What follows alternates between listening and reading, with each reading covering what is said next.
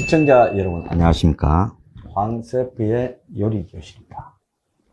때로는 우리가 영화를 현실을 갖다가 좀 극화시킨 픽션이라고 이야기를 합니다.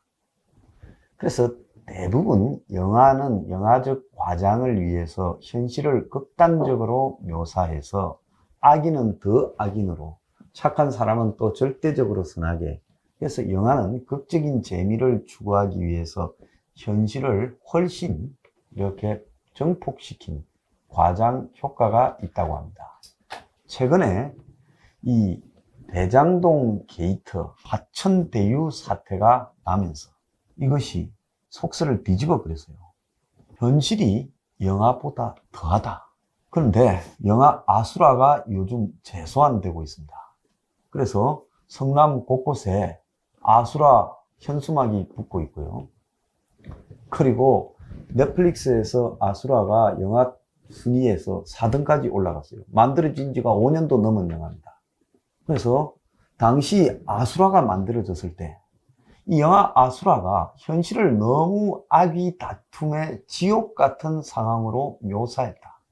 시장이 나오고, 시장에 척근이 나오고, 시장에 똘마니인 형사가 나오고, 또 똘마니에 똘마니인 또 형사가 나오고, 검찰이 나오고, 검찰 수사관이 나오고, 뭐 이러는데, 착한 사람은 하나도 없이 전부가 지 욕망만을 그야말로 무차별적으로 추구하다가 이렇게 망해가는 그런 스토리. 그래서 그 영화가 김성수 감독이 정말 영화 한번 잘못 만났다가 쪽박을 차고 다시 한번 이 절치부심해서 만들었다, 이렇게 지금 불리어지는 영화인데, 그런데 이 영화가 당시 손익분기점에도 도달하지 못한 채 흥행에 실패했습니다. 자, 그럼 왜 흥행에 실패했냐? 사람들이 이 영화를 보고요, 이런 일이 있을 수 있겠나, 있을 수 없는 이야기를 가지고 너무 이렇게 했다. 저 감독이 좀 정신이 이상인가? 왜 현실을 이렇게 비관적으로 묘사하고 극악한 상황으로 몰고 가는가? 그래서 영화를 보고 나온 사람들이 다 머리가 아플 정도로 돼가지고 극장이 첫날은 47만 명. 그래서 미성년자 관람 불가 영화 중에 흥행 최고를 기록했답니다. 첫날은. 그런데 그 다음부터 많이 보고 와놓으니까 평이 나빠져가지고 확 떨어져서 최종적으로는 259만 명. 근데 이 영화의 출연자가요, 보통 네임드가 아닙니다. 다 출연자가 엄청난 사람들이 출연을 했어요. 원래 김성수 감독은 정우성이 페르소나였죠. 그게 뭔가 하면 감독의 일종의 이 대리인격인 인물. 그래서 이 사람이 처음에 이 영화를 제작할 때 정우성을 넣어가지고 비트, 태양은 없다, 이런 것들을 만들어서 청춘 영화로 그렇게 많은 사람이 보지 않았지만 당시 굉장히 참 사람들에게 회자되는 박수를 받았습니다. 그래서 이 사람의 영화, 그 다음에는 무사라는 영화가 있었어요. 무사. 흥행에서는, 한국에서는 뭐 180만 명 나와서 흥행에 실패했지만 장쩌이가 나왔고, 또 무대가 중국의 이 무대였습니다. 그래서 고려 말에 무사들이 중국에 가서 뭐 이렇게 도망해오는 이런 과정인데, 거기에 중국의 황무지에서 원나라 군대와 충돌도 하고, 그래서 프랑스에서 데이트 쳐가지고 이 무사가 프랑스에서 70만 명이 봤어요. 해외에서는 평을 아주 좋게 받았습니다. 그래서 이 김성수 감독이 원래는 각본을 잘 썼어요. 뭐 우리가 흔히 이제 한국인 영화의 새로운 모더니즘을 부르는 네온 속으로 노을지다, 뭐 이런 영화라든지 그대 안의 블루, 이런 영화에 다 각본을 썼습니다.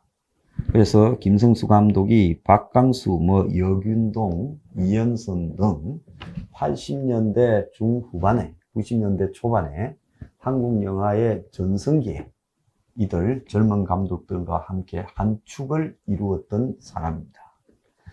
그래서 영화를 잘 만들다가 무사를 만들어 가지고 돈을 좀 많이 깨먹고, 중국 가서 로케이션을 하고 장쩌이가 출연했으니까요, 돈 많이 들었겠죠. 그런데 말아먹고, 그 다음에 영어 완전 정복이라는 영화를 대중적으로 만들었는데 이것도 흥행에 실패하고 이러면서 한 10년을 영화를 못 만들었어요. 그 다음에 이제 오늘날 코로나나 메르스를 환기시키는 영화 감기를 이렇게 만들었는데 감기가 한 300만 명은 넘게 들었는데 또 질이 좀 떨어진다고 해가지고 또 외면을 받았습니다. 이 사람 참 불운한 감독이죠. 시간이 지나면 영화 무사도 잘 만들었다. 저 감기도 코로나 사태를 예견했다. 심지어 이 아수라는 대장동 게이트를 예견했다. 이런 평판을 받는 사람인데 그 시대에서는 항상 기대에 미치지 못했다. 그래서 초반에 정우성이 등장시킨 청춘 영화만 조금 히트를 치고 이후에는 평이 별로 좋지 않았던 사람입니다. 그런데 저는 이 사람이 영화를 상당히 잘 만들고 있다라는 생각을 항상 해왔어요.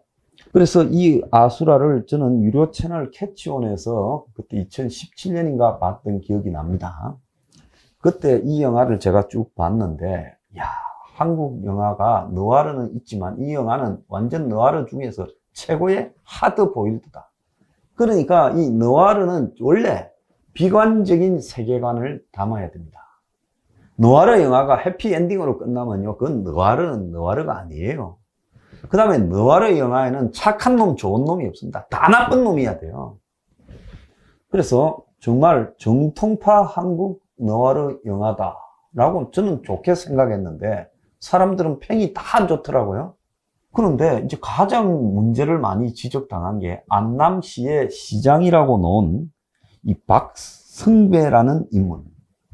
그러니까 황정민이가 그 역할을 맡았습니다. 제가 기억을 더듬어 보면 이 황정민이라는 사람이 무슨 비리를 저질러 가지고 재판에 갔다가 최종 대법원에서 무혐의를 받아서 저 누명을 벗었습니다 하면서 저한테 여태까지 온갖 음모를 덮어 씌웠던 나쁜 놈들을 말 어쩌고 저쩌고 떠드는 장면이 처음에 나와요. 이게 한번 보십시오. 안남시가 성남시, 그리고 박승배가 제명. 근데 여기에 박승배가 저지르고 있는 최고의 악행이 뭔가 하면 안남시에서 부동산 개발 비리를 저지르면서 그 비리를 양심 선언하는 사람을 한도경이라는 자기가 개처럼 부리는 그 동네에 형사가 있습니다. 그게 정우성이죠. 정우성이가 또 밑에 따르는 똘마니가 하나 있는데 그게 이제 주지훈이가 놓은 역할입니다. 그래서 이 문선모라고 놓고요. 그 다음에 이제 주요 등장인물이 이 박승배를 보내버리려고 하는 검사가 하나 있습니다. 그 검사가 이제 곽도원이에요.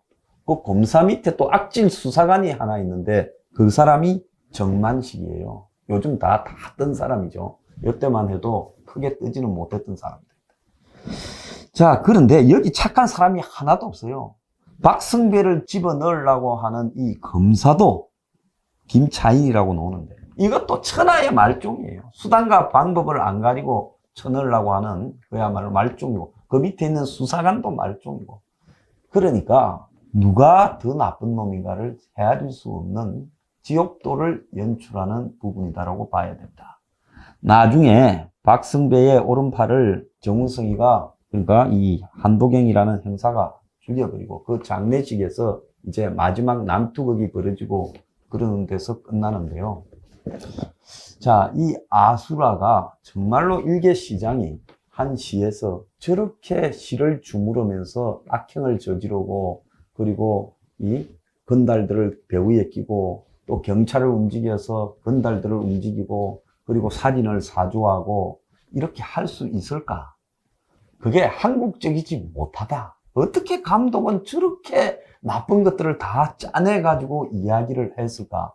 이래가지고 흥행에 실패한 거예요. 리얼리티가 부족하다. 과장을 했다. 그런데 이게요, 손익분기점에 미달됐는데, 그로부터 2년 뒤에 그것이 알고 싶다 해서 조폭 마피아와 정치인이라는 걸 반송을 했습니다. 저도 그걸 좀 봤던 것 같아요. 그때 이재명과 조폭과의 연관관계, 또 그의 또 후임 원숭이 부분 이런 것들을 다뤘습니다. 그때만 해도 문가리가 이재명이 싫어서 아마 SBS에서 그게 방송될 수 있었겠죠. 그때 열렬하게 VOD로 이 아수라를 퍼뜨렸습니다. 어떤 세력이요? 누굴까요? 백계문. 그래서 백계문들이 전부 영화 아수라 봤나? 거기에 안남시가 성남시다. 그 시장이 제명이다. 이렇게 퍼뜨리기 시작해서 이 영화가 제작된 지 2년이 지나서 VOD에서 흥행을 IPTV를 돈을 주고 내리봐야 될 거 아닙니까? 얼마나 많이 봤으면 마이너스 됐던 흥행이 이 VOD 시청으로 손익분기점을 통과했다고 감독이 2년 뒤에 이런 일도 있구나 하고 감동을 받았습니다. 자, 그런데 이 영화가 지금은 넷플릭스로 옮겨가 있는데 사람들이 최근에 대장동 터진 이에 이 영화를 또 넷플릭스에서 보는 겁니다. 아마 내 집에 넷플릭스 달아놓은 사람 대부분 봐. 그래서 한국 영화 중에 4등으로 올라가고 아마 곧 1등이 될 것 같아요. 그래서 이 영화가 그야말로 스테디셀러로서 뒤늦게 완전 대박이 나고 있다는 겁니다. 그런데 이 황세프도 참 김성수 감독의 심정을 충분히 이해해요. 본인은 한국 사회가 얼마나 부패했는가라는 것을 이렇게 리얼하게 담았습니다. 가식 없이요. 근데 사람들은 야, 이 사람 좀 정신이 이상이다라고 평가했습니다. 자, 황세프는 평당 700만 원 아파트가 이 아파트를 둘러싸고 있는 부패 구조, 거기에 정치, 또 무슨 지자체, 또 법조계, 뭐 언론, 이런 마피아들을 다 쓸어버리면 충분히 가능하다고 했는데 황세프가 길에서 평당 700만 원 국가 원가 아파트 공급합시다. 그게 되겠어? 이런 꼴을 당했어요. 그런데 지금 대장동이 한 280만 원에 땅을 수용했다면서요? 공사 미는데 70만 원이면 된다는 거 세상이 다 압니다. 바닥 정리하는데요. 택지가 되는데. 그러면 350만 원. 그러면 건설회사 불러서 350만 원에 용역 주면 됩니다. 그러면 평당 700에 아파트가 대장동에서도 만들어질 수 있었다. 그러니까 이재명이가 한때 남겨 먹을 생각을 하고 1100만 원에 대장동 아파트를 성남의 노동자들에게 제공하겠다고 말을 했겠죠. 그러지 않습니까? 그러니까 그동안에 아파트 하나를 놓고 뜯어먹는 층이 수십 명의 뜯어먹는 그런 먹이 사슬이 있다라고 제가 말한 부분을 사람들은요 생각을 안 합니다. 왜? 그러거나 말거나 아파트가 신축이 당첨되면 나는 그걸 가지고 가격 올려서 다시 더블로 벌어먹으면 된다 생각하지 그 아파트 가격이 어떻게 이루어지는가를 관심을 껐죠. 그런데 이 안남시장 박승배는요 그런 것들을 해먹다가 거기에 비리가 드러나서 양심선언을 하려고 하면 무죄를 받기 위해 그 사람을 형사를 시켜서 죽여버리고 형사는 또 자기 정보원을 시켜서 죽이고 그리고 검사는 너 박승배 안 부르면 너를 깜빵 보내겠다고 협박하고 이 또 형사 정우성은 자기 마누라가 암에 걸려 죽어가니까 돈이 필요하니까 박승배한테 또 개같이 빌면서 돈을 갖고 와서 치료비로 쓰고 이러면서 정부가 망해가는 영화를 지금 보이는 겁니다. 자, 이 영화에 보면 성남에 있는 대학교가 그 화환에 등장을 해요. 경원대학교. 지금 가천대학교. 화환에. 그 다음에 오른팔인 그것도 죽죠. 나중에 정우성이한테. 시장에 오른팔로 더러운 일을 전문으로 하는 사람의 성이 은실장입니다. 비서실장. 제명의 후임이 은수미죠. 그리고 지장이 조폭들하고 가깝죠. 그래서 이 지금 과연 김성수 감독이 무슨 생각을 하고 당시에 이런 것들을 넣어놨을까? 또 그 안에 보면 민주연합이라는 또 뭐 단체, 뭐 인권이라는 말도 등장을 합니다. 그래서 가만히 보면 이 영화에 우연으로서 이렇게 하기는 너무 우연이 많다. 그래서 실제로 제가 생각할 땐 본인은 말을 안 하지만은 그 가상의 시를 갖다가 설정할 때 이미 2016년이면 대장동 사업이 시작되고 있을 때입니다. 위례 사업도 해먹었을 때고요. 그러니까 제가 볼 때 감독이 아마 성남을 바탕에 두고 이걸 쓴 것 같고, 또 제명에 대한 여러 가지 라이프 비하인드 스토리를 좀 듣고 이 영화를 이렇게 만들지 않았나. 그러니까 민주화의 투사에서 완전히 오염된 이 시장으로 전락해가는 모습. 자, 그래서 이 영화는 직접 봐야 얼마나 처절한가가 나와요. 이 영화에는요, 웃는 장면은 없고 비웃는 장면만 있고, 대부분의 이 영화의 등장인물은 다 죽습니다. 정우성이 마누라도 암에 걸려서 결국 죽어요. 여자 하나 등장하는데 한 명도 죽어요. 싹 다 죽어요. 자, 이 영화가 이야기하는 건 뭐겠습니까? 악인은 지옥, 그걸 의미하고 있다고 봅니다. 그래서 시대를 앞서가서 실패한 영화, 한국 사람들의 얄팍한 낙관적 심리에 그야말로 똥침을 놓은 영화, 아수라. 여러분, 넷플릭스에서 많은 시청을 해주시기 바랍니다. 때로는 현실이 영화보다 더 추악합니다. 오늘의 디저트, 김성수 감독. 아무리 생각해도 알고 영화 찍은 거 맞지? 아니면요, 청담동 가서 박수무당 해야 돼요. 그래서 이 황세프가 영화 찐팬인데 뭐 좀 알고 있는 거 있으면 황세프한테 전화 주시면 제가 맛있는 요리를 해드릴 수는 없고 맛있는 거 사드리겠습니다.